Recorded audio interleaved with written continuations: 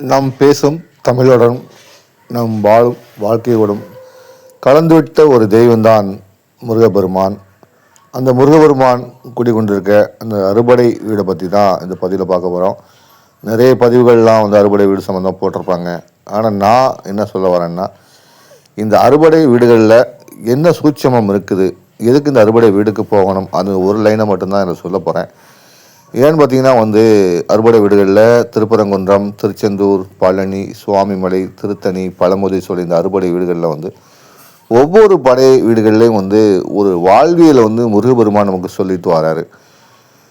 வழக்கமாக பார்த்தீங்கன்னா முருகபெருமான் சொல்லக்கூடிய ஒரு சூட்சமம் என்னென்னா, தாய் தகப்பன் அன்னை தான் தாய் தகப்பன் தான் உயர்ந்தவர் அப்படின்னு சொல்லிட்டு உலகத்தை இதை தாண்டி உலகம் எப்படி இருக்குது அப்படிங்கிறதையும் நமக்கு பறைசாற்றியவர்.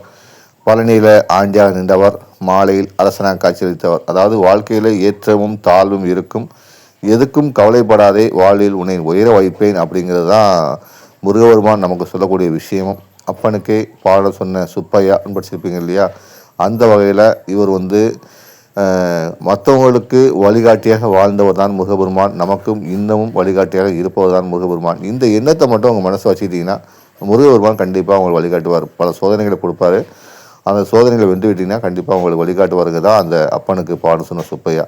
அந்த வகையில் பிரம்ம மந்திரம் மறந்த பிரம்மனுக்கு கூட அது உபதேசம் பண்ணவர் தான் முருகபெருமான். அந்த வகையில் நீங்கள் பார்க்கும்போது இந்த அறுபடை வீட்டில் நான் ஏற்கனவே சொன்ன மாதிரி இப்போ திருப்பரங்குன்றம் அப்படின்னு எடுத்திங்கன்னா, திருப்பரங்குன்றத்தில் என்ன விசேஷம் அப்படிங்கிறத தெரிஞ்சுக்கிட்டே நீங்கள் அந்த கோயிலை கும்பிடணும். அதாவது வள்ளிக்கு வனைக்கும் காட்சியளிக்கக்கூடிய அந்த இடத்துல முருகபெருமான் திருமண குளத்தில் காட்சியளிக்கிற இடம் திருப்பரங்குன்றம். கல்யாணங்கள் நிறையா திருப்பரங்குன்றத்தில் நடக்கிறதை பார்த்துருப்பீங்க.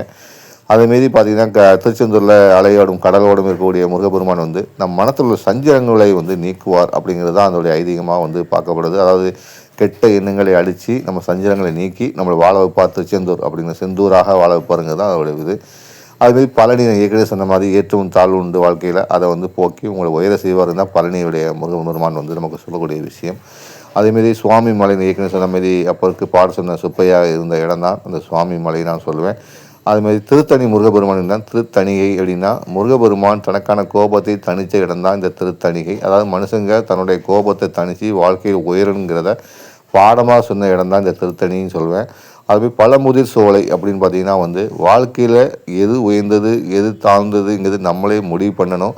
அதே சமயத்தில் நாம் தான் உயர்ந்தவர்கள் நமக்கு தான் தெரியுங்கிறத சொல்லக்கூடாதுங்கிறத பழமுதிர் சோலையில் முருகப்பெருமான் காட்டுறாரு. அதில் தான் அவைக்கு சுட்ட பழம் வேணுமா சுடாத பழம் வேணுமா என்று கேட்டு அந்த பரிசோதித்த ஒரு இடம்தான் இந்த பழமுதிர் சோலை. ஸோ வாழ்க்கையில் நமக்கு இருக்கிற பிரச்சனைகள் நம் வாழ்வியல் என்னங்கிறத அதற்கேற்ப அதன் வழிபாட்டு முறையை வகுத்து கொள்ள வேண்டும். முருகபெருமான் இந்த அறுபடை வீடுகள் மூலம் நமக்கு உணர்த்துறாருன்னு சொல்லலாம். நமக்கான வாழ்வியலை இந்த அறுபடை வீடுகள் மூலம் முருகபெருமான் உணர்த்துறார். அதனால் அறுபடை வீடுகளுக்கு கண்டிப்பாக நீங்கள் பயணத்திட்டம் ஆன்மீக பயணத்திட்டம் வகுத்தீங்கன்னா அறுபடை வீடுக்கு போங்க. நான் சொன்ன இந்த 6 விஷயங்களையும் மனசில் வச்சுட்டு அந்தந்த கோயிலில் அந்தந்த முருகப்பெருமானை நீங்கள் கும்பிட்டுட்டு வாங்க.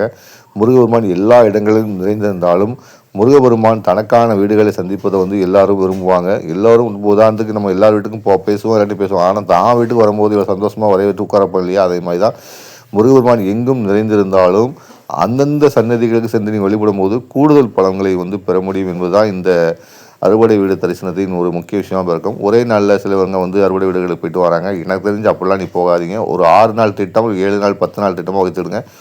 ஒவ்வொரு நாளும் ஒவ்வொரு கோயிலுக்கு போயிட்டு சாமி கும்பிட்டு அங்கேயே தங்கிட்டு வாங்க. பெஸ்ட்டு.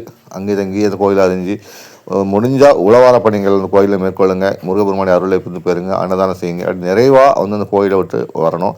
அவசரமாக முருகனை பார்த்தோம் வெளியில் வந்தோம் ஊருக்கு கிளம்புன மாதிரி வராதிங்க. ஒரு ஆன்மீக பயணம் திட்டமிட்டிங்கன்னா ஒரு குழுவாக நீங்கள் போகணும் முடிவு பண்ணிங்கன்னா கண்டிப்பாக அந்த கோயிலில் போய் சாமி கும்பிடுங்க. அங்கே கிடைக்கிறத சாப்பிடுங்க. உழவார பணி பண்ணுங்க. அந்த உழவார பணியை முடிச்சுட்டு அடுத்த கோயிலுக்கு போங்க. இப்படி போனீங்கன்னா கண்டிப்பாக நீங்கள் 6 படை முடிச்சுட்டு வரும்போது உங்கள் படை வீடும் உயரும், உங்கள் வாழ்க்கையும் தரமும் உயருங்கிறது தான் முருகபெருமானுடைய இதாக பார்க்க போடுறோம், அருளாக பார்க்க போகிறோம். அந்த அருள் பிரசாதம் கண்டிப்பாக உங்களுக்கு கிடைக்கும். சரி நண்பர்களே, இந்த வீடியோ உங்களுக்கு பிடிச்சிருக்கோம். தொடர்ந்து என்மான உலகம் தென்காசிக்காரன் இணைந்திருங்கள். எங்கள் இதயத்துடன் எப்போதும் கலந்திருங்கள். மகிழ்ச்சி.